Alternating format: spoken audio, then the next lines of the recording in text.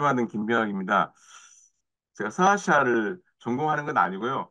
저는 뭐 원래 인도 베이스로 이렇게 연구를 했던 사람이고 또 그 초창기 때는 인도 들어가고 농촌에서 쭉 필드work 하다가 인도 농촌이 너무 힘들어요, 조사하기가. 그래서 꾀를 내가지고 좀 편하게 할 수 있는 방법이 없을까 하다가 인도인 디아스포라는 대부분 다 대도시에 살지 않습니까? 그래서 대도시에서 어떻게 해외에 나가서 인도인 커뮤니티가 어떻게 형성되는가? 그걸 이제 연구를 하기 시작한 게 2001년부터. 그러니까 제가 95년도에 전남대학에 근무를 하기 시작했는데 한 6, 7년 정도는 인도 농촌 연구하다가 2001년부터 지금까지 이제 디아스포라 연구를 하고 있습니다. 현재 관심 두고 있는 분야는 오늘 사실은 국제 이주 노동으로 본 남아시아와 서아시아 네트워크라는 제목으로 했지만 제가 남아시아는 이제 인도가 베이스니까 인도인 디아스포라는 오랫동안 연구를 해왔고 최근에 한 8, 9년 정도는 국내 네팔 이주 노동자들이 많이 있거든요. 그래서 국내 네팔 이주 노동자들 중심으로 해서 우리나라에 와 있는 이주 노동자들과 또 그들의 그 가족들을 만나러 네팔 계속 다니고 있고 그 다음에 네팔에 가서 조사를 하다 보니까 이제 우리나라에서 온 분들이 아니라 주로 네팔에서 중동으로 간 우리가 말하는 걸프 지역으로 간 또는 말레이시아로 간 그러한 이주자들에 대한 연구를 또 몇 번 하게 됐습니다. 왜냐하면은 한국으로 오는 경우는 네팔 같은 경우에 전체 이주 노동자 중에 불과 1.6%뿐이 안 되거든요. 대부분 다 이 중동하고 그러니까 우리가 말하는 걸프 지역하고 말레이시아로 대부분 가기 때문에 제가 이제 관심 있었던 것은 인도도 아니 네팔도 마찬가지로 카스트가 작동하고 있고 또 뭐 힌두교도 대부분 힌두교지만 아닌 분도 있지만 이 소위 말하는 그 이주 노동이라고 하는 게 이들의 사회 경제적인 변화를 어떻게 이끌었는가 특히 사회적 관계의 변화 그 카스트의 변화라든지 또는 불가촉성에 대한 어떤 변화라고 하는 게 어떤 식으로 국제 이주가 이끌어냈는가를 연구하다 보니까 아무래도 달리트라고 말하는 여러분 불가촉 천민이라고 보통 이야기잖아요. 달리트들 마을에서 좀 조사를 좀 많이 했어요. 그러다 보니까 달리트들이 불가촉 천민들이 대부분 다 걸프 지역으로 많이 갑니다. 그래서 걸프 지역 갔다 와서 어떤 식으로 이들의 그 마을 내에서의 어떤 사회적 관계가 변화됐는가, 인파워먼트 되는 점도 있고 그러거든요. 그래서 그런 연구를 하다 보니까 이제 그들과 인터뷰를 하다 보니까 중동에서 특히 걸프 지역에서 그들의 이주 경험들에 대한 이야기를 좀 듣게 됐고 또 2015년에 네팔이 지진이 일어났었어요. 근데 이 네팔 지진이 일어났을 때 당시에 그 피해를 많이 입은 분들이 여자분들하고 그다음에 나이 드신 분들, 그다음에 장애를 가지신 분들만 많이 입었어요. 아이들하고. 왜냐하면 남성들이 주로 다 이미 국제 이주 노동을 걸프라든지 말레이시아로 간 상태이기 때문에 상당히 피해는 여성들이 많이 입고 또 아까 말한 대로 다른 분들이 입었는데 그 경험에 대한 이야기를 이제 듣다 보니까 또 이 이주라고 하는 게 이 특히 남아있는 가족들에게 어떤 식으로 영향을 끼치고 있는가라는 그런 측면에서 또 접근을 한번 해본 적이 있습니다. 그래서 오늘 제가 이제 서두가 좀 길었던 것은요.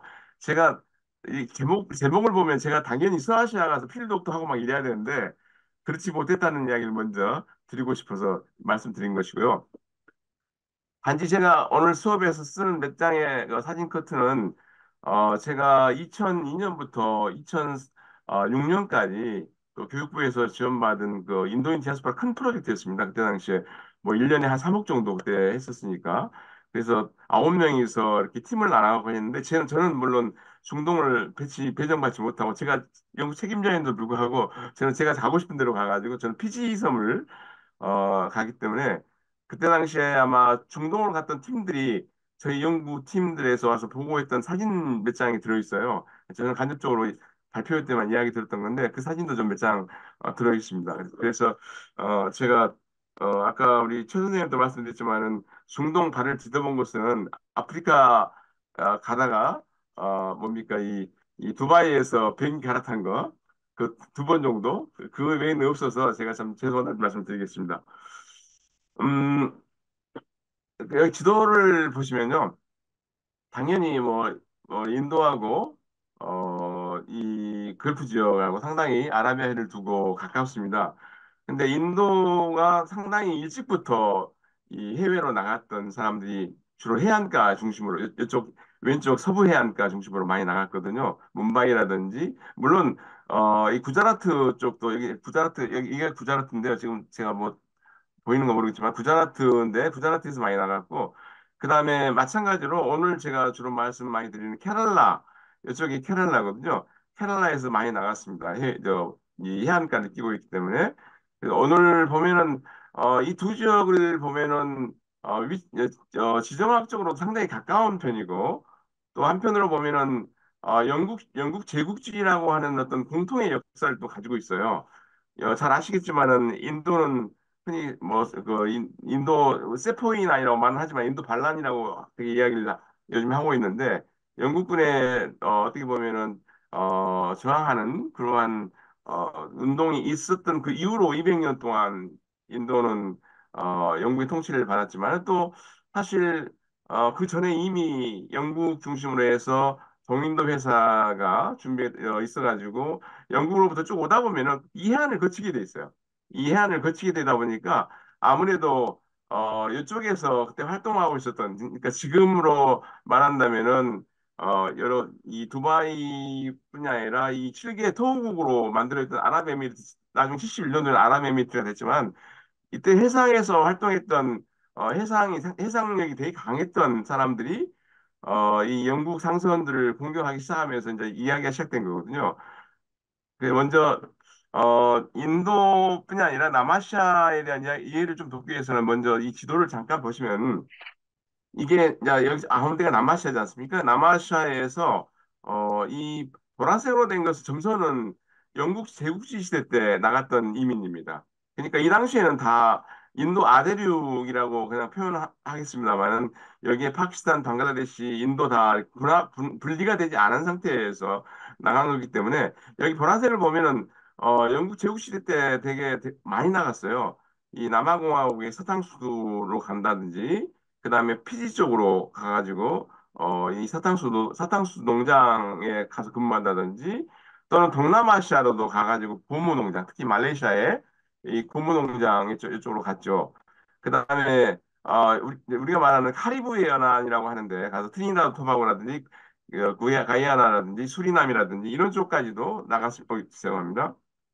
나갔습니다. 그래서 이때 나간 한 부류가 있고 이게 되게 영국 제국시대 때 소위 말하는 계약 노동제라고 하는 뭐 영어로 한다면 인덴처드 레버러 시스템이라고 되게 이야기하죠. 그래서 계약 노동제로 갔지만 말이 계약이지 현장에 가서는 대체로 반노예적인 생활을 다 했었습니다. 그래서 저는 근데 그걸 연구하기 위해서 피지섬을 두 번 가가지고 조사를 한 적이 있습니다. 근데 어떻게 보면은 이동의 자유도 없고 그다음에 시간도 정해졌지만 상당히 노예적인 생활을 한 어떤 그 당시의 생활하고 이제 그 이후에 보면은요 인도가 독립한 이후로 자발적으로 이주를 가는 경우들이 지금 실선으로 돼 있는데요.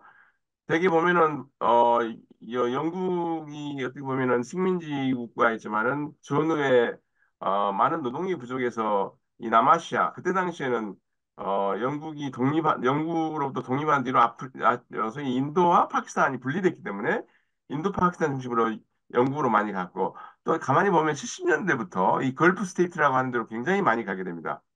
지금 오늘 제가 말씀드리려고 하는 것도 70년대 본격적으로 시작됐던 남아시아에서 골프로 소위 말하는 자발적 이주죠. 이런 형태는 자발적 이주로 갔던 그런 이야기고 그런데도 불구하고 나중에 말씀드리겠죠. 자발적 이주인데도 그 안에서 생활하고 있는 것은 영국 제국 시대 때 갔던 계약 노동자로 갔던 사람들하고 다르긴 하지만 상당히 처해 있는 여건은 비슷한 국면이 많다는 겁니다. 이 약간 노예적인 성격, 그러니까 패스포트를 뺏기고 이동의 자유가 없는 뭐 그런 상태로 노동을 하고 있다는 점에서 상당히 유사하다고 말씀드릴 수 있습니다. 그 IOM에서 이 세계 이주 보고서를 20년대 걸 토대로 해서 최근께 22년에 나왔는데요. 인도가 되게 많이 해외로 나가고 있는 걸 알 수 있습니다. 그다음에 여기 남아시아국에서 방글라데시, 파키스탄이 이렇게 순서대로 많이 나가 있고요. 그다음에 여기 보면 아시아는 이민도 많이 보내지만 상당히 또 이민을 또 영내 이민이 되게 많은 지역이에요. 그래서 아시아를 보면은 다른 지역 내에서보다도 상당히 대륙으로 보면은 아시아 대륙에서 굉장히 오고 가는 국제 이주자가 굉장히 많다는 걸 알 수 있고요.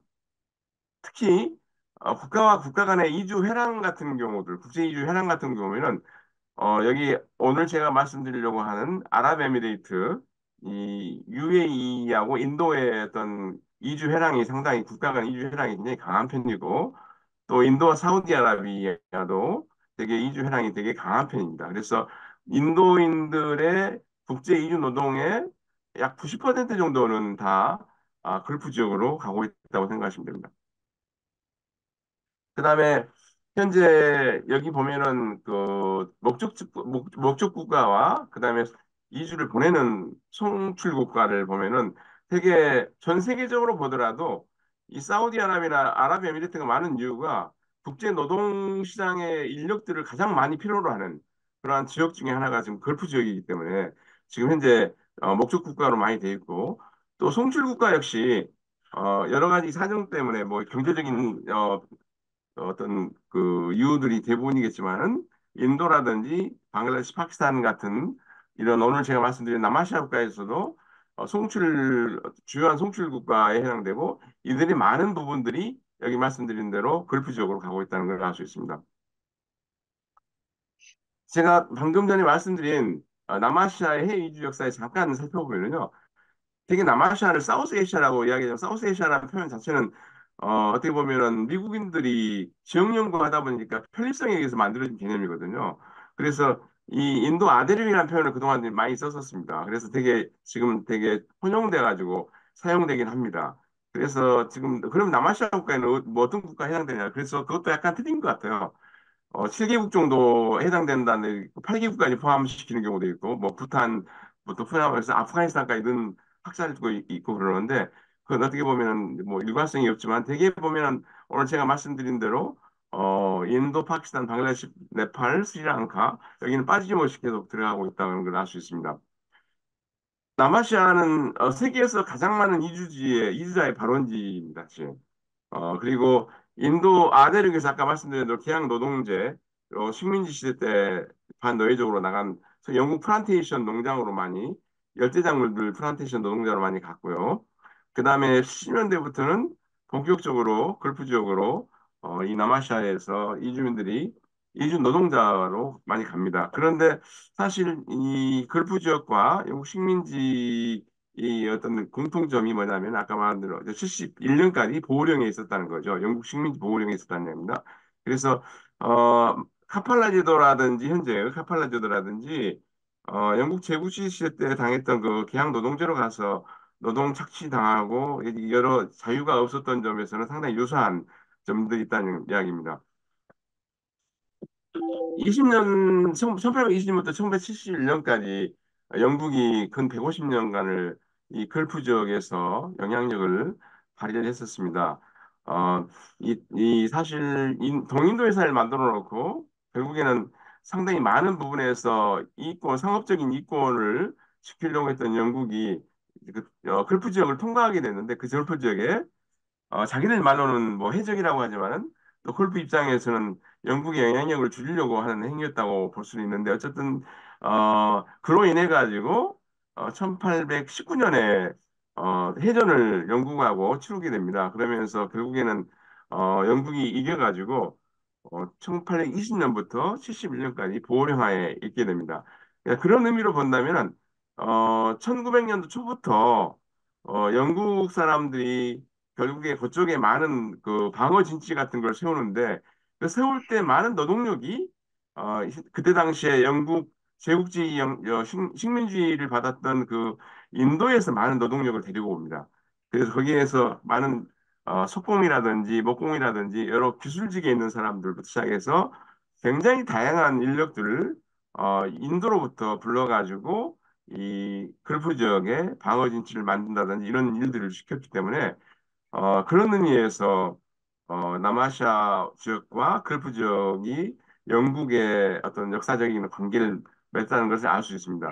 석유 발견이 되게 1900년도 뭐 1930년대부터 석유 채굴 시작이 시작되는 채굴을 할 수 있는 그런 어떤 여건이 만들어지는데 그래서 그때 당시에도 걸프 지역에는 그만한 인력들이 없고 전문 인력들도 없고 그렇기 때문에 많은 소위 말하는 그 세미 스킬드 그러니까 반 숙련 정도 되는 사람들부터 시작해서 그다음 단순 노동력들을 인도에서 불러가지고 이 걸프 지역의 석유 산업에 아주 밑바닥에 있는 노동력을 만들기 시작합니다. 물론 그때 석유 산업에 대해서 상당히 고도의 기술력을 가진 사람들은 서양에서 불러가지고 왔지만은 준숙련 또는 뭐 이 단순 노동력은 대부분 다 인도에서 불러왔기 때문에 이미 걸프 지역으로는 70년대 이전부터 인도 아대륙에서 사람들이 진출했다고 보시면 됩니다. 그 뒤에 이제 이 영국이 어떻게 보면 석유의 지배력을 갖기 위해서 자기들이 허락한 그러한 어떤 그 회사하고만 국가하고만 이 석유에 관련된 산업의 어떤 논의를 이루어질 수 있도록 계속 장악을 좀 하고 있었죠. 70년대 잘 아시겠지만은 석유 파동이 일어납니다. 그래서 그때 석유 금수 조치를 걸프 지역에서 하면서 석유 값이 등가가 되면서 굉장히 많은 이익이 이제 발생하게 되죠. 그래서 이 걸프 국가들이 대부분 다 그때 여러 인프라에 관련된 건설 사업을 본격적으로 하는데 이때 많은 노동력이 필요했는데 이때 노동력을 이제 해외에서 들어오기 시작하는데 아마 초창기 때 많은 노동력들은 바로 이웃하고 있는 아랍 국가에서 많이 불러온 것 같아요. 그래서 오만이나 팔레스타인, 이집트, 수단, 요르단 이런 데서 오는 어떤 아랍 국가가 있었지만 그때 당시에 이제 70년대 초에도 남아시아에서 가긴 했는데 절대적인 인구는 더 이 아랍 국가에서 불러갔던 것 같습니다. 그 이유는 사실 뭐 어떻게 보면은 인종적으로도 상당히 친연성이 있고 또 문화적으로도 친연성이 있기 때문에 또 이념적으로도 뭐 범아랍 국가주의라고 하는 그러한 것들 때문에 불러와도 큰 문제가 없겠다라고 해서 이 가까운 아랍 국가 이웃들을 대부분 노동력으로 불러왔던 것 같습니다. 근데 지내고 보니까 물론 이때 아랍 국가에서 온 이주자들은 지금 우리나라에서 하는 고용 허가제라든지 뭐 그때 당시에 70년대 초에 남아시아인들이 걸프로 갔던 것처럼 이주자 혼자 가는 게 아니라 아랍에서는 가족 단위로 왔기 때문에 상당히 국가적으로도 이 가족 단위로 오는 경우들은 부담이 좀 크긴 했던 것 같아요. 근데 당시에 더 큰 이유가 이 아랍 노동자들이 퇴진하게 된 그 큰 이유가 아마 이념적인 부분들, 이게 세속주의라든지 사회주의 이념 같은 어떤 급진적인 그런 이념들이 걸프 지역에서 확산됐는데 여러분 잘 아시겠지만 걸프 지역은 거의 부족들의 주요 부족들이 시작된 왕조들이기 때문에 거의 어떻게 보면 석유 지대로 이루어진 그런 국가이기 때문에 정치는 왕족이 하고 그다음에 나머지 경제적인 이익만 국민들한테 돌리니까 그냥 순종적으로 따라오라고 하는 그런 나라들이기 때문에 여기에서 왕정 폐지를 주장한다든지 뭐 이런 어떤 혹시 이념적인 확산이 우려가 돼가지고 점점점 아랍 노동자들을 빼게 됩니다. 게다가 91년도 걸프 전쟁이 이제 일어나는데 이때 이라크가 쿠웨이트를 침공할 때 되게 이라크 편을 들었던 사람들이 아까 이제 이웃하고 있는 그런 어떤 이 아랍 국가들이기 때문에 이때도 강제 송환이 이루어집니다. 그다음에 전적으로 또 많이 빠지게 된 게 여기 지도를 보시면 아시겠지만 아랍 국가 노동자들이 빠지게 된 게 2010년도에 뭐 우리가 보는 아랍의 봄이라고 하는 그 아실 거예요. 이때 주변 국가들에서 정권이 전복되는 일들을 보면서 이때 위기감을 더 느껴가지고 본격적으로 더 철수를 시킨 것 같습니다. 그래서 예, 점차 70년대부터 시작해서 한동안에는 아랍 국가 출신들의 이주 노동자들이 많다가 91년도 걸프 전쟁, 그다음에 2010년도를 거치면서 거의 아랍 국가에서는 이주 노동자들이 상당히 많이 퇴진하고 그 공백을 남아시아에서 아시아에서 오는데 그중에서도 남아시아 노동력들이 상당히 많은 대체 인력으로 들어갑니다. 그 이유를 자기들이 들어본 어떤 학자들의 어떤 분석들을 보면은 아랍인들은 상당히 그 가족 단위로 오는데 반해서 이들은 그 개인 단위로 오고 또 이게 뭐 말이 좋지 뭐 순종적이고 열심히 일하고 정치적으로 중립성이 좀 있고 뭐 이래서 노동력을 선호한다는데 더 순종적이고 저항하지 않는다는 의미에서 그냥 더 많이 선호했던 것으로 알고 있습니다. 그래서 아마 이런 이유 때문에 그렇고 또 하나는 또 남아시아 국가들이 공통적으로 겪는 게 정치적인 부패라든지 또 여러 만성적인 어떤 빈곤이나 실업 현상 이런 것 때문에 남아시아 국가들이 이런 것을 좀 더 탈피해보고자 굉장히 자국 이주 노동자들을 적극적으로 송출하려고 어떤 그런 태도를 보인 거. 아마 이런 것이 지금까지 이어져 가지고 남아시아 국가들이 걸프 지역의 자국민들의 이주 노동력에 대해서 상당히 그 여러 가지로 불리한 조건 속에서도 지금도 어 물론 스리랑카나 이런 데는 몇 가지 적극적으로 대치를 하지만 지금까지 소극적으로 대치하는 이유 중에 하나가 된 것 같습니다. 그래서 1980년대 이후 되면은 특히 이제 본격적으로 1990년대 정도 들어오면은 이 걸프 지역에서는 아랍인들이 점점 빠지면서 남아시아 인구들로 채워지면서 이걸 흔히 걸프 지역 노동자들의 남아시아화라는 표현을 쓰고 있습니다. 그래서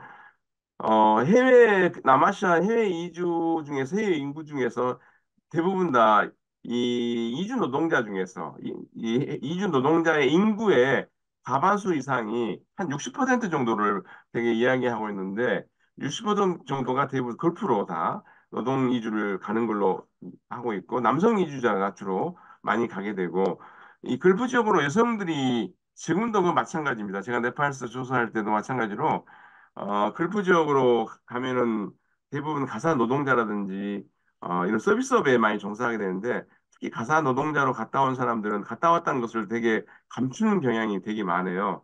여기냐면은 가가지고 다 그런 건 아니지만 아주 드물게 신문에도 대대적으로 뉴스로 나오긴 하는데 이 사우디아라비아라든 이런 데 가가지고 여성 가사 노동자들이 뭐 목수치들 당해가지고 굉장히 어려운 처지에 놓여 있는 그렇기 때문에 오히려 자기가 이 걸프 지역으로 가사 노동자를 갔다 왔다는 걸 숨기는 경향이 상당히 강하거든요.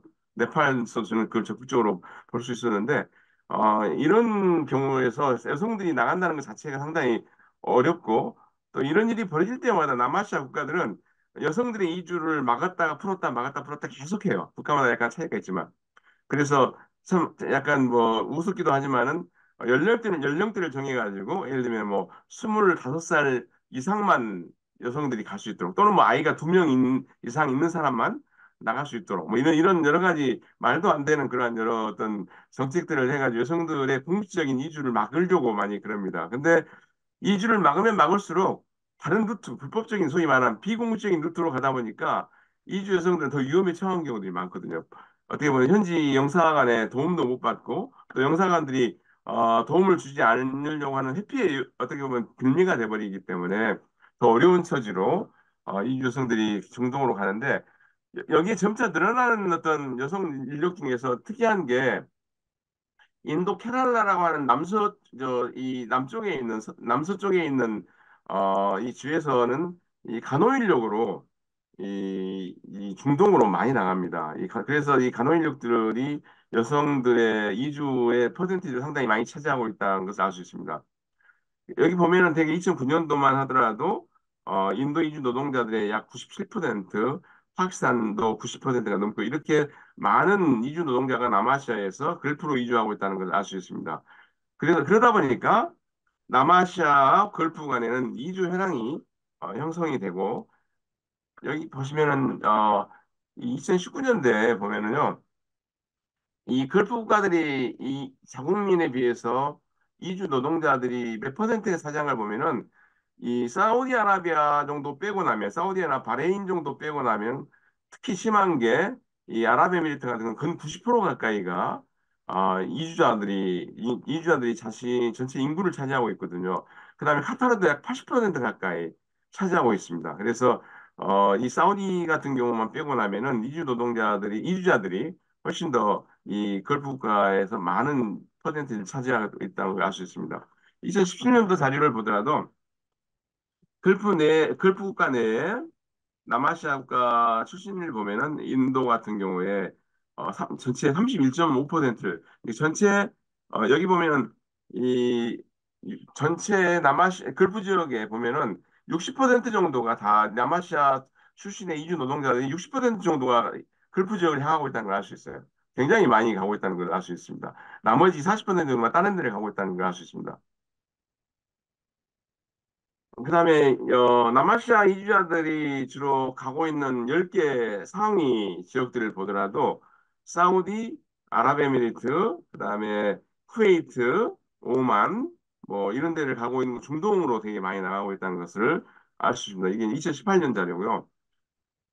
2020년 자료를 보더라도 이 남아시아에서 이주를 보면은 남아시 이주를 보면 주로 아랍에미리트가 가장 많이 나가고 있고 사우디 이 그다음에 쭉 보면 쿠웨이트, 카타르, 오만 이런 식으로 이 걸프 지역으로 많이 나가고 있는 걸 알 수 있습니다. 이제 걸프와 남아시아 사이에 이주 회랑이 탄탄하게 되면서 자연스럽게 이 송금 회랑이라고 이제 우리가 레미탄스 코리도로 연결이 됩니다. 그래서 쉽게 말하면은 남아시아에서 받는 어떤 송금의 대부분이 걸프에서 들어온다 해도 과언이 아닙니다. 전체적으로 보면은 인도 같은 경우가 세계 1위 송금 수령 국가인데요. 이 걸프 지역에서 건 90% 이상을 차지하고 있거든요. 여기 보면은 먼저 남아시아에서 보면은 2019년 자료를 보면은 약 30, 걸프 지역의 지역 전체 인구의 약 31%를 아까 차지하고 있고, 그다음 수익을 보더라도 전체 60%가 걸프 지역에서 유입되고 있다는 걸 알 수 있습니다.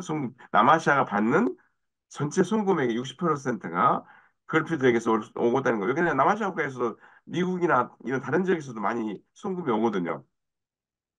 그다음에 남아시아의 전체 송금액에 특이한 게 약 40%가 두 국가에서 들어오고 있습니다. 아랍에미리트와 사우디아에서 남아시아 국가로 들어오고 있는 전체 송금액의 약 40%를 차지하고 있다는 걸 알 수 있습니다. 여기 보면은 이게 2019년도에 GDP를 차지하고 있는 여러 가지 이제 레미턴스인데요. 여기 보면은 인도가 굉장히 절대적으로 많이 받거든요. 송금액은. 근데 인도라는 나라가 워낙 큰 나라이기 때문에 전체 GDP 2.8%뿐이 해당이 안 되거든요. 근데 여기서 특이한 것들이 보면은 네팔은 지금 남아시아 국가 내에서 보면은 네팔은 상당히 네 번째인데도 불구하고 자기 국가에 차지하는 GDP의 약 27%, 지금 30% 가까이 지금 올라가 있습니다. 그러니까 송금으로 먹고 사는 나라가 돼버린 거죠. 방글라데시 같은 경우는 많이 받는데 한 6% 정도 되고, 파키스탄도 더 많이 받는데 약 8% 정도 차지하니까 이 네팔 같은 경우는 굉장히 많이 GDP의 많은 부분을 이주 노동자들이 보내는 송금에서 유지하고 있다는 걸 알 수 있습니다.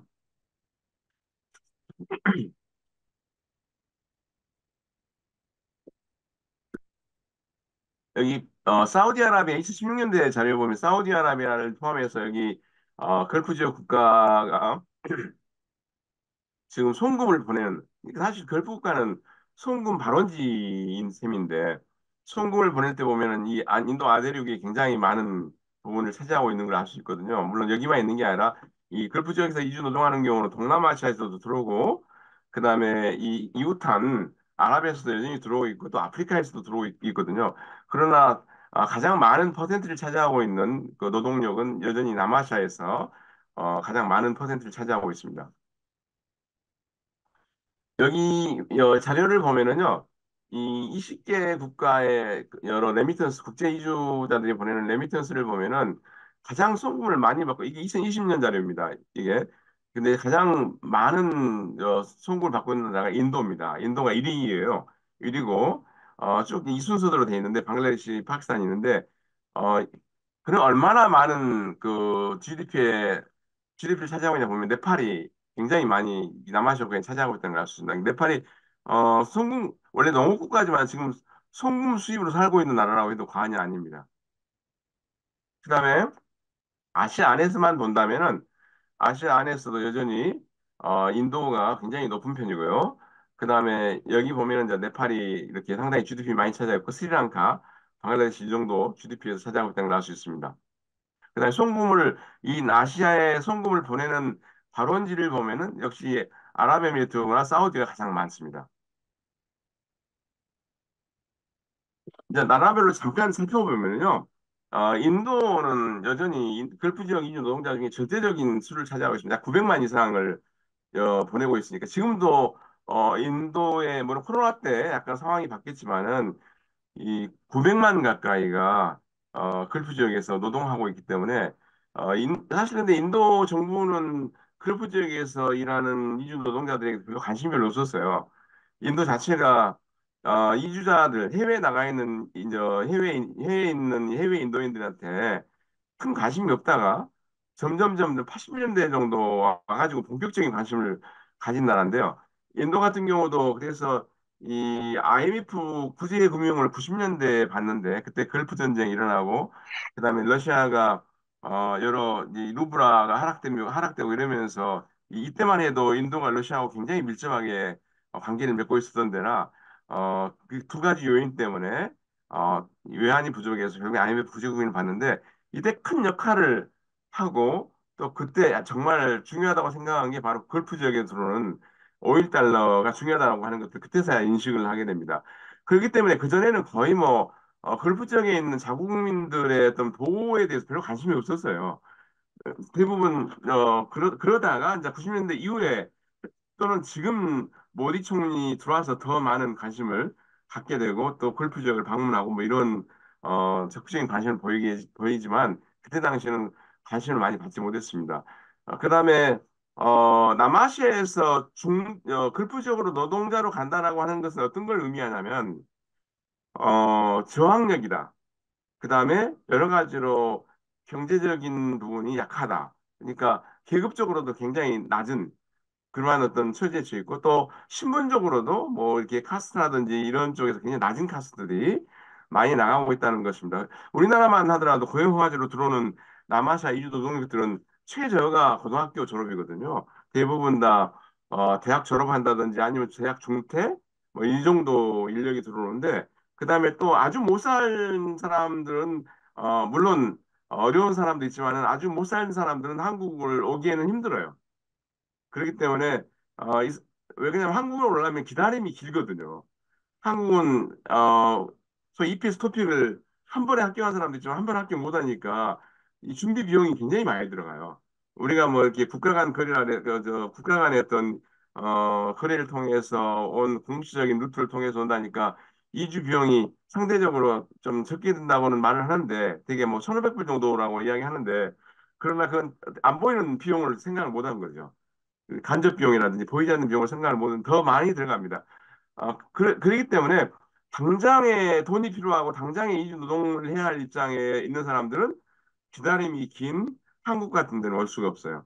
바로 브로커를 통해서 바로 몇 개월 뒤에 나갈 수 있는 중동이나 말레이시아를 되게 선택을 합니다. 그러니만큼 상당히 브로커를 통해서 하기 때문에 많은 돈들이 나가는 돈들이 많고 또 사기를 당할 수도 있고 이 여러 이주 산업의 어떤 희생자가 될 수 있는 가능성이 더 높습니다. 그래서 이 실제로 그때 현재도 마찬가지지만은 이주 노동력으로 간 걸프 지역으로 간 이주 노동 중에 인도인들도 약 7%, 70% 이상은 다 단순 노무 인력이라고 생각하시면 되고 이주 노동자들 중에서 케랄라에서 여기 좀 제가 이거 보여드리겠는데요. 인도에서 케랄라라고 하는 지역이 여기 왼쪽에 있는 데인데요. 케랄라가 이 아라비아 해안 넘어가지고 바로 이 걸프 지역인데 가장 먼저 나가고 또 가장 많은 인력을 보낸 곳입니다. 이 케랄라에서 나간 이주 노동자의 90% 이상이 다 걸프를 향하고 있어요. 그다음에 걸프를 향하고 있는 사람들이 약 45% 가까이가 다 두바이에 있습니다. 그러니까 아랍에미리트에 있어요. 주로 아랍에미리트. 잠깐 또 앞으로 좀 잠깐 가서요. 제가 뒤로 간다는 게 앞으로 갔습니다. 그래서 인도 같은 경우는 40% 50% 정도가 남부 케랄라와 타밀나두에서 가고 점점 2010년대 이후로 오면은 인도에서 가장 많은 인구가 우타프라디시에 있거든요. 그 중부에 있는. 그 다음에 비하르란데도 인구가 많은데 굉장히 가난한 지역입니다. 그래서 인구가 많고 가난한 지역인 이 북부에서 이 걸프 지역으로 노동 이주 대열에 이제 합류를 하면서 현재는 오히려 그쪽이 더 많이 나가는 형국이 벌어졌는데요. 여기 보면은 숫자가 좀 이렇게 좀 어지럽게 보이지만은 이 숫자들이 의미하는 게 상당히 어, 이 950만 정도가 이 어떻게 보면 950만 인구 중에서 약 인도인이 30%를 차지한다고 할 정도면은 굉장히 많이 나가 있구나. 아랍에미리트로 인도인들이 또 인도의 많은 이주자들이 걸프 쪽으로 가고 있구나. 이걸 또 알 수 있고요. 전체 2,800만 중에서 60%나 현재 걸프 쪽으로 향하고 있구나. 그다음에 약 3분의 2가 남성이고 그다음에 대부분 다 단순 노무 인력으로 가고 있다라고 하는 걸 알 수 있고 점차적으로 간호사를 비롯해서 서비스 업종에 종사하는 그다음에 또 특히 가사노동에 종사하는 여성들의 이주가 늘고 있구나라고 하는 걸 알 수 있습니다.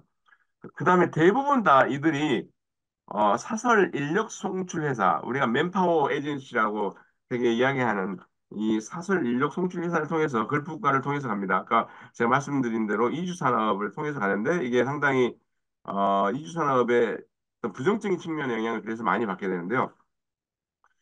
여기 보면은 인도 같은 경우에 현재 목적 국가를 보면은 인도인들이 현재 이 아랍에미리트에 많이 나가 있고 그다음에 사우디 그다음에 이 쿠웨이트 오만 이런 쿠웨이트 오만데 많이 나가 있습니다. 카타르를 비롯해서 인도인들이 해외에 나가 있는 사람들 중에서 물론 미국이 상당히 현재 많이 나가 있죠. 근데 여기는 아랍에미리트는 거의 뭐 노동자고 오만, 쿠웨이트, 카타르 이런 데는 노동자들이지만 미국 같은 경우는 우리가 말하는 스템이라고 하는 영역에 종사하는 사람, 뭐 사이언스라든지 뭐 이런 쪽에 종사하는 사람들이 뭐 테크놀로지, 뭐 되게 뭐 스템 하면 테크놀로지나 매스매틱스나 이런 쪽에 종사하는 사람들이 미국에 많이 나가 있습니다. 인도인들 같은 경우는. 현재 우타프라데시와 비하르가 굉장히 많이 나가 있습니다. 여기가 인구가 많으면서 상당히 경제적으로 어려운 처지에 있는 사람들이 많기 때문에 이 말은 무슨 이야기냐면 자기 나라에서 어느 정도 생계가 해결된 사람들은 초국적 생계 활동을 하러 안 간다는 얘기입니다. 주로 초국적 생계 활동한 사람들은 되게 어려운 처지에 가난한 사람들의 어떻게 보면 낮은 카스트 출신들이 많이 나가고 있다는 겁니다. 여기 보면은 제가 이 통계할 수 있고요. 걸프 지역에 이제 국가별로 보면은 이게 뭐 연도마다 틀립니다. 제가 2017년께 있고 2018년께 있고 그다음에 2018년께 지금 나온 어떤 자료인데요. 여기 보면 2017년들 보더라도 인도인들이 걸프 지역에 노동자로 많이 나가 있는 경우 보면은 가장 많이 나가 있는 경우는 아랍에미리트로 제일 많이 나가 있습니다. 그다음에 뭐 카타르, 사우디 뭐 여기 사우디는 상대적으로 적네요. 어떻게 보면은 이 32%는 사우디로 30 이게 어떻게 보면은 300만인데 지금은 아랍에미리트가 더 340만 정도로 많다고 지금 알고 있는데 제가 340만 정도 된 걸로 알고 있습니다. 근데 전체 보면은 인도인 비율을 보면은 22.1% 차지하고 있고 또 30.2% 차지하고 있으니까 전체 나가 있는 인도인들의 가장 많은 수는 아랍에미리트에 현재 살고 있다는 걸 알 수 있습니다. 그다음에 현재 걸프 지역에 있는 해외 인도인들의 인구가 이제 2018년 같은 경우 약간 변동이 있고요. 그다음에 여기 간호사들이 많이 나가고 있는 게 인도 이민의 특징인데요. 이 간호사 같은 경우는 이 아까 말한 케랄라라고 하는 그 남서부에 있는 주에서 거의 다 나갑니다. 이 케랄라가 현재 간호사를 보낸 역사가 굉장히 오래됐고 캐나다의 간호대학을 나오면 거의 대부분 다 걸프 지역을 가고 있고, 물론 거기에는 호주로 가는 간호사도 있고, 또 미국으로 가는 사람도 있지만 대부분 다 중동으로 현재 가고 있다고 할 수 있습니다. 여기 보면 중동 지역 중에서도 2021년도가 가장 많은데, 최근까지 많은 사우디아라비아로 굉장히 많이 나가고 있는 걸 알 수 있습니다. 그다음에 송금을 보면은 아까 이주 현황이 이제 연결되면서 송금 현황까지 연결된다고 이야기하는데 전체 인도 세계에서 1위 송금 수입 국가가 1위입니다. 1위인데 그 전체 송금액 중에 약 60% 이상이 걸프 지역에서 들어오고 있는 걸 알 수 있습니다. 나머지 약 40% 미만이 걸프 지역 외에서 현재 들어오고 있는 걸 보면은 이 걸프 지역의 송금액이 굉장하다는 걸 알 수 있습니다. 대부분 와가지고 송금액이 쓰이고 있는 것들을 보면은 되게 이 가정경제에 되게 많이 쓰여 있습니다. 그래서 송금경제라고 하는 게 크게 보면은 이 가정에서 어떤 이주자 개인이 아니라 그들이 포함된 지역사회 또는 국가적으로 보면은 외환보유고 뭐 이런 것으로 연결이 되고 있는 걸 알 수 있습니다.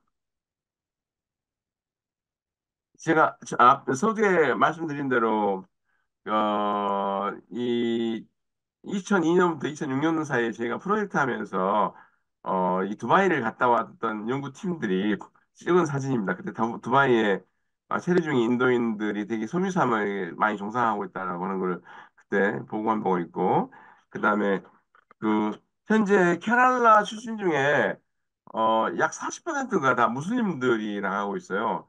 이 케랄라는 재밌는 게 무슬림 인구가 상당히 좀 많이 있음에도 불구하고 더 많은 숫자는 힌두하고 기독교인들입니다. 이 케랄라가 굉장히 기독교가 좀 상당히 이 비율이 높은 나라거든요.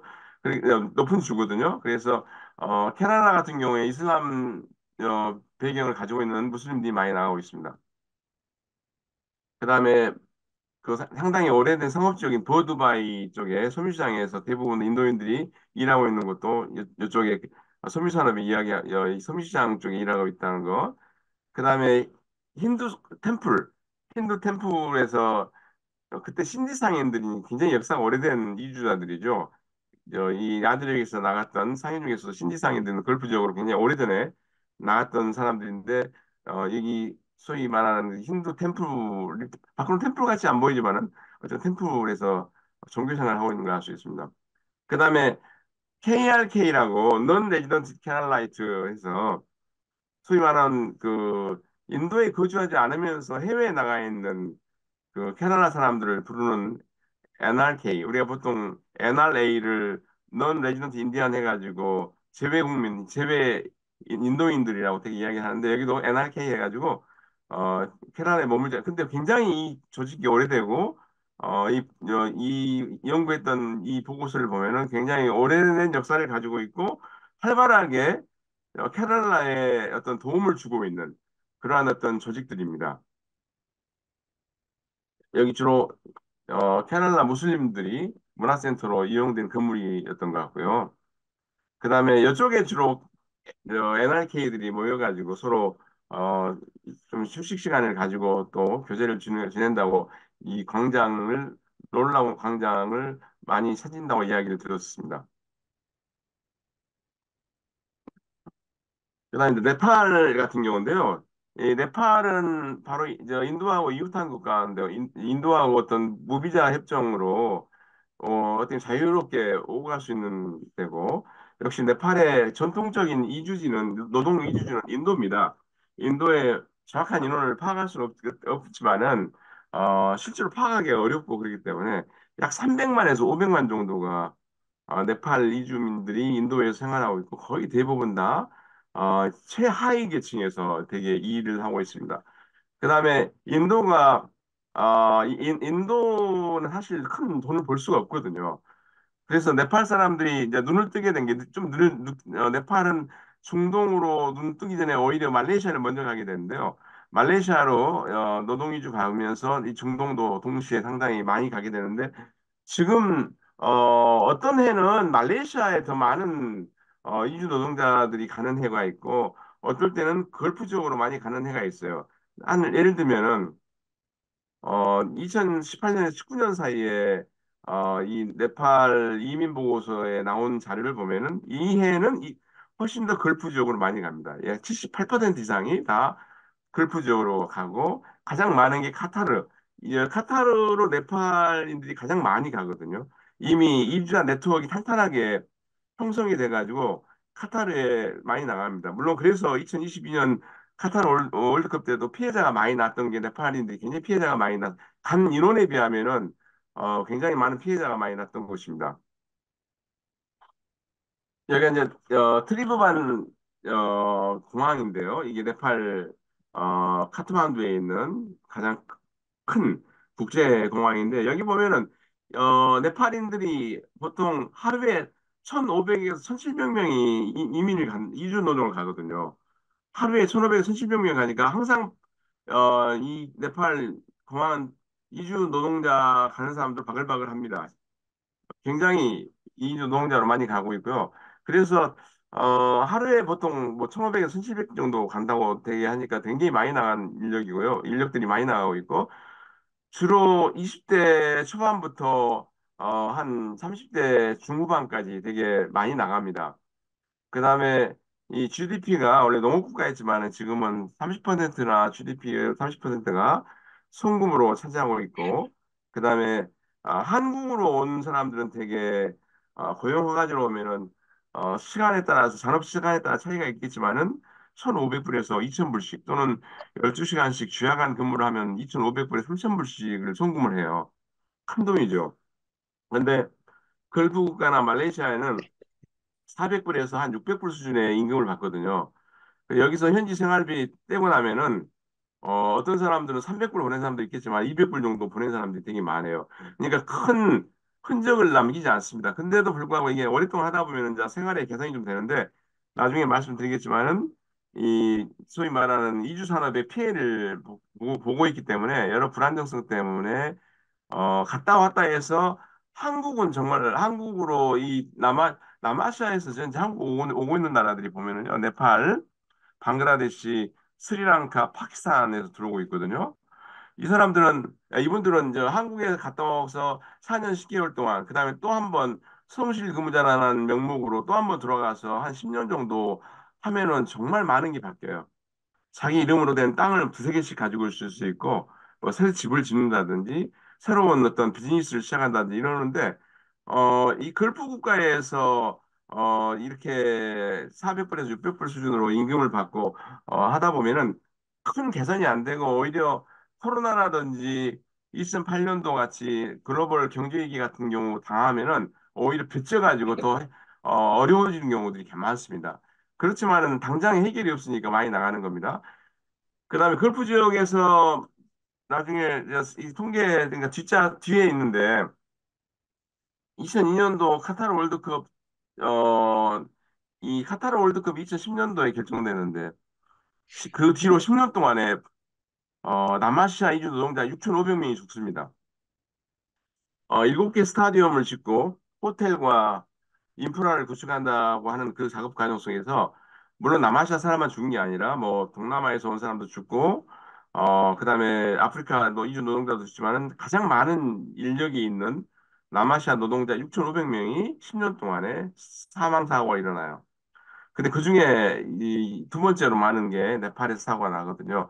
그다음에 이게 문제가 네팔에서 갔다 온 뒤로도 후유증이 심해가지고 특히 신장 투석을 받는 환자들이 많아요, 현재도. 그래서 그건 나중에 제가 말씀드리겠습니다. 그다음에 이건 아마 네팔만 해당되는 게 아니라 이 남아시아 전체적으로 보면은 이 젠더 기범 때문에 여성의 이주 노동자로 가는 게 상당히 힘듭니다. 그래서 전체 이주 노동자 안에 차지하는 퍼센티지는 뭐 5%에서 많아야 7, 8% 정도뿐이 안 되지만 점점점 더 많아지고 있는 건 사실입니다. 현재 많은 게 개선이 됐지만 네팔이 한 10년 정도 내전 치르면서 여성의 어떤 그 어떻게 보면 평등권도 좋아졌다 하지만 여전합니다. 젠더 규범에 따라서 상당히 상층 카스트로 갈수록 더 어렵다는 거. 되게 여성들이 갔다 온 사람들 인터뷰를 해보면은 가사 노동자로 갔다 온 사람들은 인터뷰를 잘 안 하려고 그래요. 근데 인터뷰하는 사람들 대부분 어떤 사람들 인터뷰에 응하냐면 청소하는 경우, 예를 들면 학교라든지 공공병원이라든지 공공기관이라든지 이런 데서 청소했던 분들은 자기가 청소하는 일을 했다고 이야기하면서 되게 이야기를 하는데 되게 사우디에 갔다 오신 분들이 되게 피해를 많이 봤다고들 공통적으로 나오는 이야기들이 많이 그렇습니다. 이 네팔 갔다 오면 이렇게 주택 짓고 이런 일들을 많이 해요. 파키스탄도 마찬가지로 이 걸프 지역으로 대부분 다 많이 나갑니다. 그중에 사우디하고 아랍에미리트 쪽으로 많이 나가고 여기도 마찬가지로 독신으로 많이 나가고 여기 보면은 2020년 자료 보면은 이 파키스탄 이주자들 보면 걸프 국가로 가면 가장 걸프로 대부분 다 이주 노동자들이 많이 가고 있다는 것을 알 수 있습니다. 여기 아랍에미리트 90년대 아랍에미리트를 많이 지금은 아마 사우디가 제일로 많이 나가는 걸로 알고 있습니다. 지금은 사우디아라비아가 가장 많은 인력들이 파키스탄인들이 많이 선호하는 쪽으로 알고 있고요. 역시 송금도 마찬가지로 걸프 지역에서 제일 많이 들어오고 있습니다. 이 주로 사우디하고 아랍에미리트에서 많이 들어오고 있고요. 방글라데시 걸프 위주도 마찬가지예요. 근데 방글라데시는 잘 아시겠지만은 이 파키스탄이 동서 파키스탄으로 나눠있다가 71년도 독립전쟁 이후로 방글라데시가 독립한 이후로 그런 어떤 역사적인 이유 때문에 76년도 좀 늦게 걸프 지역에 진출해 있고 방글라데시가 되게 보면은 7, 8% 정도가 GDP의 어떤 송금이 차지하고 있다는 것을 알 수 있습니다. 여기도 보면은 쭉 보면은 이 사우디아라비아에 가장 많은 인력들이 많이 나가 있어요. 인력들이 나가 있고 그다음에 아랍에미리트에 나가 있고요. 주요 성공 국가도 그래서 아랍에미리트가 많고 사우디아라비아가 이렇게 많이 차지하고 있습니다. 방글라데시 들어오는 송금들의 대부분을 차지하고 있습니다. 여기 좀 제가 이 사진이고요. 잠깐만요. 여기 보면은 방글라데시 여성들이 굉장히 비공식 루트를 통해서까지 포함하면은 많은 여성들이 현재 걸프 지역으로 가고 있는데 대부분 다 가사 노동자로 많이 가고 있고 그다음에 가사 노동자라고 간 사람 중에서 가장 많이 가는 경우 사우디아라비아입니다. 사우디아라비아로 갔다 오고 예, 아마 여러 가지 부정적인 영향도 그래서 사우디에서 많이 경험하는 경우가 많습니다. 그다음에요. 사우디에 가장 많이 가고 있습니다. 여성 이주 노동자들이 출발 전부터 보면은 이주를 가기 전부터 가족에게 허락을 받아야 되고 갔다 와서 문제는 귀환 후에 방글라데시의 지역사회로 과연 수용되느냐라고 하는 문제가 굉장히 이주 여성들에게는 굉장히 중요한 도전으로 지금 작용하고 있습니다. 예, 사우디로 지금 주로 가고 있고 좀 이거는 뭐 제가 저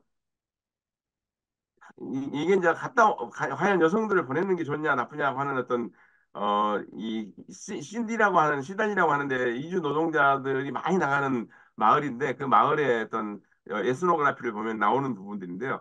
여기서 보면 되게 이주 여성들을 보내는 것은 부끄러운 일이다라고 하는 이야기를 되게 많이 해요. 그래서 딸이나 부인들을 중동으로 이주 노동자를 보내는 것도 부끄러운 일이다라고 하는 것이 좀 지배적인 생각입니다. 이제 여기 보면은 이제 제가 오늘 좀 이야기하고 강조하고 싶은 게 다 이주 산업에 대한 건데요.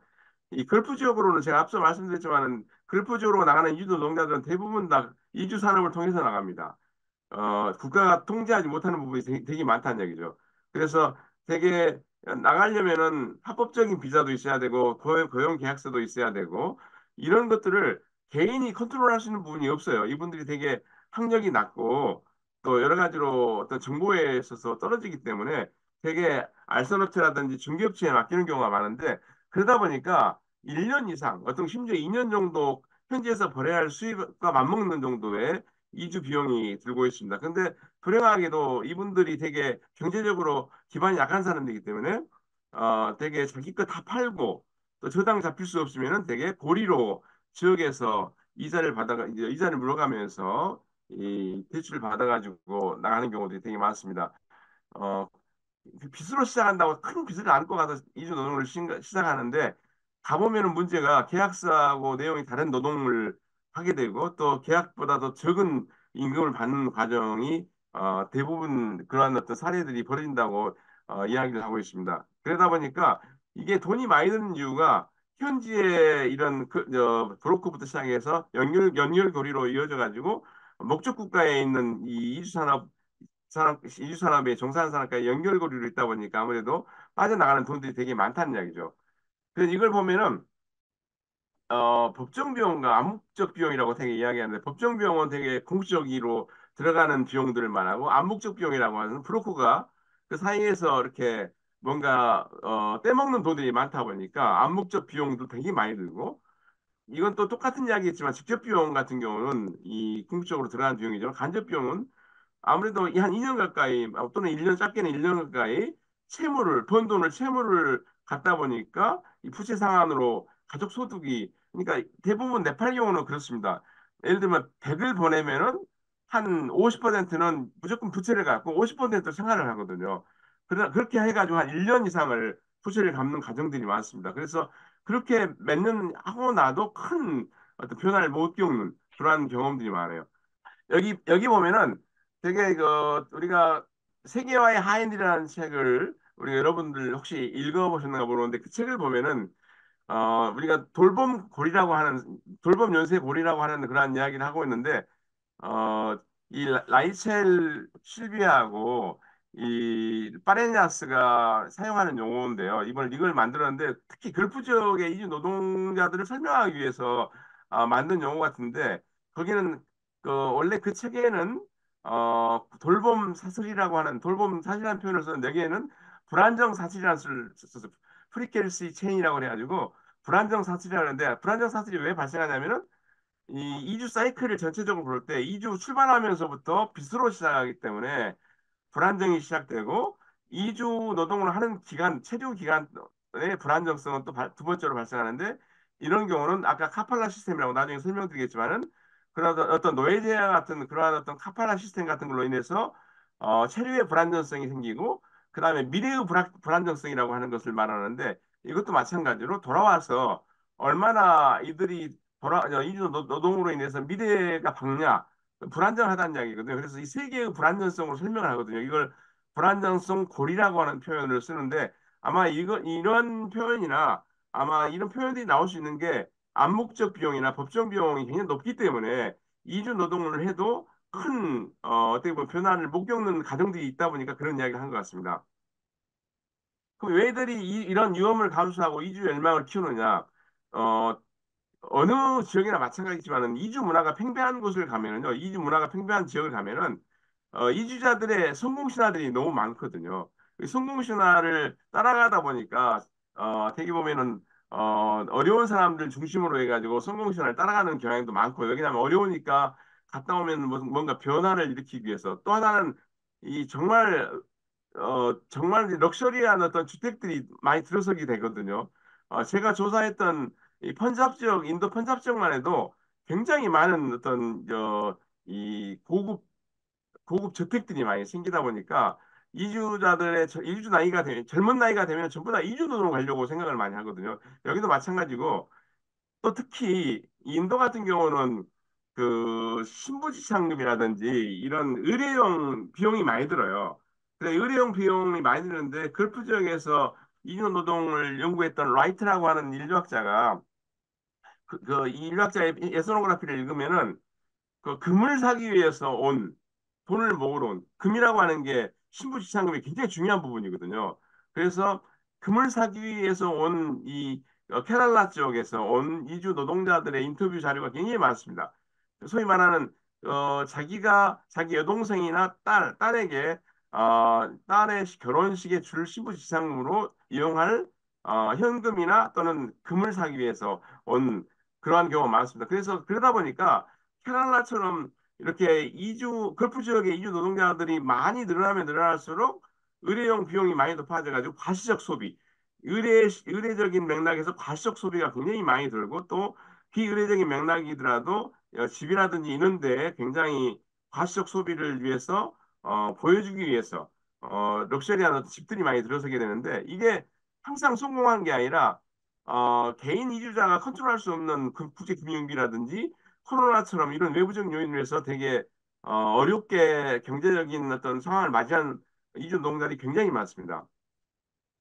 초창기 때 케랄라에서 이주했던 어떤 이주자들의 어떤 장면입니다. 굉장히 오래된 건데, 되게 현대에서는 케랄라에다 가족들을 이렇게 두고 홀로 나가서 이주 노동을 열심히 해가지고 이렇게 럭셔리한 집들을 짓고 있는 사람들 보면은 뒤집히겠죠. 사실 나가고 싶겠죠.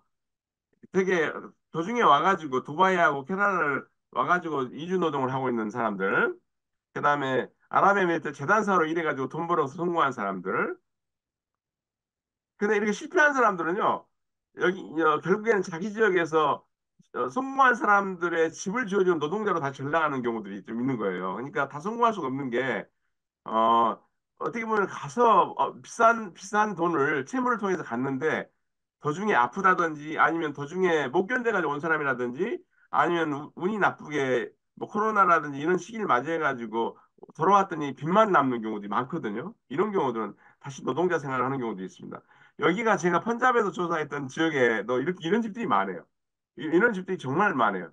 왜냐하면 대부분 다 이게 유세 경쟁이라고 할까요? 약간 유세 경쟁이 굉장히 강합니다. 그다음에 결혼도 그래서 이 펀잡 지역의 결혼도 이런 결혼 궁정에서 이 이주자들이 해외에 있는 이주자들하고 결혼할 때는 굉장히 다월이라고 하는 아까 신부시장 높아져요. 뭐 미국은 굉장히 비싸고 캐나다는 좀 더 약간 싸고 호주는 좀 더 싸고 이런 식으로 국가별로 유기질서가 된 신분지상금들이 굉장히 많은 이유가 이주 노동이 굉장히 이렇게 강화되다 보니까 아마 이런 식으로 되고 이주자들이 많다 보니까 그런 거죠. 이제 카팔라 시스템에 대한 이야기를 저, 하겠습니다. 제가 여러분들 질문 받으려면 빨리 끝내야겠는데요. 이 카팔라 제도가 사실 우리 언론에 되게 많이 나오잖아요. 이 카팔라 제도는 상당히 많이 알려져 있습니다. 그래서 아까 제가 말씀드린 대로 모두에 말씀드린 대로 영국 제국 시대 때는 계약 노동제로 전 세계적으로 나가가지고 반노예적으로 그때 살았다 그랬지 않습니까? 근데 지금에 와가지고 사실 걸프 지역에서 일하고 있는 남아시아 사람들은 계약 노동자들처럼은 아니지만 그 정도의 준할 정도로 이 카팔라 제도라고 하는 상당히 어떻게 보면은 그 노동을 구속하면서 노동자를 인신을 구속하는 그러한 제도의 피해를 입고 있거든요. 그래서 되게 보면은 이 국가가 이주 노동자들에 대해서 통제를 일반 걸프 지역의 시민들에게 맡긴 그러한 어떤 제도적인 성격을 가지고 있습니다. 실제로 걸프 지역의 많은 나라들이 인구 불균형, 이주민과의 어떤 이제 자기 나라 사람들과의 인구 불균형이라든지 뭐 자국민의 어떤 실업률 증가라든지 이런 것 때문에 어, 사실 걸프 사회에서는 자국민과 이주민 간의 분리와 배제라고 하는 게 정책적으로 도입된 하나의 제도라고 볼 수 있는데 이주자가 들어올 때부터 나갈 때까지 이주 노동자들은 나갈 때 이주자들은 나갈 때 엑시트 비자를 받아야 돼요. 출국 비자가 있어야지만이 나갑니다. 출국 비자가 없으면 그 출국 비자가 누가 해주냐면 고용주가 해주든지 후견인이 해줘야 되거든요. 그래서 거의 매여 있는 겁니다. 그다음에 제일로 어려운 게 패스포트를 뺏는 거거든요. 그래서 떻게 보면은 이 카팔레제도라고 하는 것 자체가 패스포트를 뺏는다는 이야기는 이동의 자유를 없애버리는 겁니다. 그래서 이주자가 잠정적으로 그 갇혀 있는 상태라고 할 수 있습니다. 그래서 해약이 가능한 그러니까 보증인이라든지 고용주가 얼마든지 자기 마음껏 해약할 수 있는 소위 일시적인 체류만 가능한 근데 이 노동자가 일시적인 어떤 체류가 가능하고 또 불안정성이라고 하는 게 이주 노동자들이 경험하는 카팔라제도의 가장 고용 환경적인 특색이면서 가장 어떻게 보면은 악조건을 만드는 그러한 겁니다. 이게 어떻게 보면은 고용주이면서 보증인 현지 시민한테 이주 노동자의 통제를 국가가 이 통제할 수 있도록 있는 권리를 넘긴 거하고 똑같은 격이거든요. 그래서 여기에 나오네요. 여기 보니까 제가 아까 여기에 제가 써놨는데요. 여기 그래서 사실은 이 불안정성이라고 하는 게 굉장히 카팔라 제도의 가장 특색인데요. 왜냐하면은 불안정성이라고 하는 게 얼마든지 해약 가능하고 또 고용주의 마음껏 이용할 수 있는 노동력이 처지에 놓이기 때문에 그래서 이 파네냐스하고 실비아처럼 이 세계화의 불안정성이라는 게 굉장히 중요한 것 같고 물론 이 연구자들이 이 이야기를 할 때는 글프 지역에 있는 소위 필리핀 이주 노동자들을 연구하면서 나온 건데 사실 필리핀 이주 노동자들은 좀 해당되는 게 아니에요. 이게 전체적으로 카팔라 시스템이라는 자체가 이주의 불안정성, 노동의 불안정성, 미래에 대한 불안정성 이 세 가지의 불안정성의 고리 우리가 캐리티 체인이라고 하는 어떤 여기에 노출되어 있다는 것을 이야기를 하고 있습니다. 근데 거기다가 이런 초국적 생계를 하려고 하는 어떤 이주 노동자들에게 있어서 자기에게 통제 불가능한 어떤 사건들, 예를 들면 코로나19라든지 이런 경우를 맞이하면은 초국적 생계의 문제가 굉장히 심각하게 되면서 팬데믹 시기 때 정말 제가 글 쓰면서 팬데믹 시기 때 남아시아 이주 노동자들이 어떤 경험을 했는가를 보면은 거의 무방비 상태로 방치돼 있고 그 다음에 밀린 임금 안 주고 겨우 비행기 입장을 줄 테니까 돌아가라든지 강제 추방이죠. 그렇기 때문에 그나마 인도 같은 데는 국가가 나서가지고 비행기를 띄워가지고 걸프 지역에 있는 이 노동자를 단체로 데려왔습니다. 근데 이런 능력이 있는 국가는 마찬가지로 좀 나은 편이었는데 그러나 그들이 갔다 온들 이민 갈 때 이미 빚을 지고 갔는데 이런 불가피한 상황으로 인해 가지고 돌아와가지고 남는 건 부채뿐이 안 남게 되고 그러다 보니까 정말 경제적으로 어려운 상황에서 처해가지고 오히려 더 팬데믹 기간 동안에 부채라든지 또는 그 처음에 갔던 가족 자원이 베팅했던 것들. 소위 가족 자원이라는 것은 이주 노동자가 한번 가면서 친인척들을 가족뿐이 아니라 친인척들의 자원을 다 뺏어갖고 간 거거든요. 지원을 받아갖고 간 거거든요. 그런 만큼 가면은 이 사람들은 또 자기 큰아버지나 작은아버지 가족들 다 돌봐야 되거든요. 그러니까 이들이 가족 자원이라고 하는 것은 이들이 가족 자원을 지원받은 만큼 돌려줘야 됩니다. 그래서 예를 들면 나가가지고 이주 노동하고 있는데 자기 큰아버지 신세를 지고 이주 노동을 왔는데 큰아버지 딸이 결혼한다면 큰아버지 딸이 결혼할 때 들어가는 비용을 일부 대주할 정도로 많은 어떤 그러한 짐을 지고 온 사람들이기 때문에 이 사람들이 팬데믹을 맞이해가지고 굉장히 어려운 처지에 놓였을 겁니다. 여기 카타르 월드컵 때 이 카타르 월드컵 때 6,500명이 10년 동안에 공사하면서 죽었어요. 남아시아 노동자들이. 거기에 인도는 절대적으로 인구가 원래 많이 나가 있으니까 더 많이 죽었습니다. 근데 인도가, 네팔도 카타르에 인구들이 많긴 하는데 1,600명 이상이 이때 자기들은 소위 말하는 사고사라고 이야기를 하고 있지만 많은 부분이 사고 뭐 어떻게 보면 무방비로 안전시설이 안 돼가지고 사망한 경우가 굉장히 많습니다. 이들의 어떤 그 생활 여건은 너무 힘들어요. 여기 보면은요, 이 카타르가 50도까지도 올라가거든요. 여기 보면 이때 코로나 때고 이렇게 이런 형태로 집단 거주 형태로 이 이주 노동을 하기 때문에 굉장히 열악한 조건에서 일을 합니다. 이런 경우도 방글라데시에 이주 노동자 아부다비에서 이주 노동하고 있는 그 집단 거주지 같은 경우에서 이런 식의 생활을 하고 있고 어떤 경우는 쪽방을 나눠가지고 뭐 이렇게 베냐파는 것들로 이렇게 나눠가지고 사는 경우도 있고 굉장히 열악한 경우들이 많다고 이야기 들었습니다. 그다음에 오만 같은 경우도 너무 더우니까 굉장히 많은 열에 노출돼 있기 때문에 그러면서도 불구하고 화장실 갈 수 있는 시간을 잘 안 주고 그다음 제대로 된 급수가 안 되고 그렇기 때문에 신장 질환이 많이 생겨가지고 어, 식으로 네팔 이주 노동자들은 돌아와서 신장 수속을 받아야 할 경우들이 많이 벌어져가지고 현재 보상을 요구하고 있지만은 카타르 정부에서도 보상에 대해서 상당히 어려운 입장을 표현 안 해준다는 거죠, 사실은. 이 가족들이고요. 사실은 네팔 이 친구가 지금 네팔 친구거든요. 네팔 친구인데 네팔 사람들이 가가지고 많이 사망 사고를 당하는데 한국에서도 상당히 적지 않은 네팔 사람들이 사망 사고가 있거든요. 좀 부끄러운 이야기지만은 10년 정도에 한국에서 네팔 인류 노동자가 41명이 자살을 했습니다. 그래서 굉장히 우리나라도 여건이 그렇게 좋은 나라만은 아니라는 걸 알 수 아니죠. 있습니다. 가장 심한 게 아마 가사노동자 거예요. 가사노동자가 이 집안에서 일을 하기 때문에 여러 가지 착취가 심한데 어떻게 보면은 이주 노동의 자유, 이주의 자유가 사실 보장된 상황이 아니라는 것이죠. 어떻게 보면 움직일 수 있는 이동의 자유가 없어요. 일단 패스포트 뺐고 그다음에 코로나 때는 굉장히 음, 힘들게 어, 골방 같은 데다가 이렇게 주면서 어떻게 보면 이주 노동자들이 코로나를 옮기는 사람들은 아닌데도 불구하고 이주 노동자들이 어떻게 보면 더 피해를 입는 그러한 경우도 있는데 가장 견디기 힘들 때 할 수 있는 마지막에 약자의 저항이 도망가는 겁니다.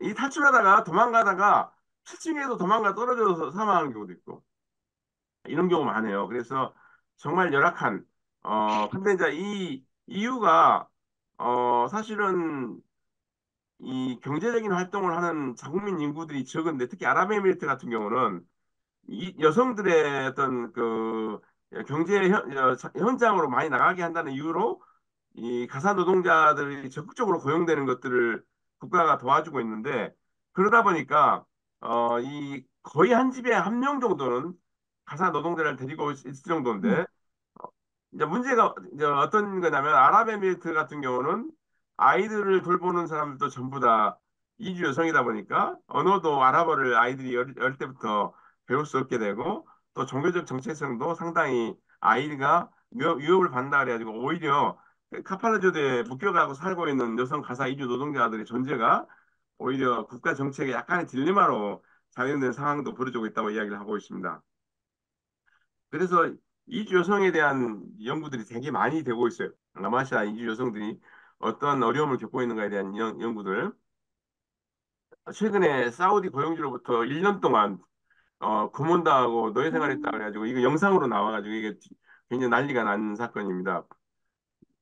되게 오만이나 이런 데서 신문 기사들 보면 되게 뭐 학대당하고 굶주림이라든지 뭐 거의 보수를 주지 않고 해가지고 마지막 탈출구가 도망가는 거거든요. 도망가는 것이 마지막 탈출구에서 어떻게 보면 굉장히 가사 노동자로 중동에서 근무한다는 것 자체가 굉장히 위험을 안고 그러나 어쩔 수 없는 상황에서 나가는 경우들이 많고 그게 가정에 경제적으로 도움이 된다는 생각 때문에 나가가지고 어려움에 직면한 사람들이 굉장히 많습니다. 오늘- 그래서 뭐 카팔라 제도라는 게 여기에 직면한 사람들이 음, 남아시아 사람들만 있는 게 아니라 아프리카에서 음, 이주자들도 가사노동자 많이 하고 있어요.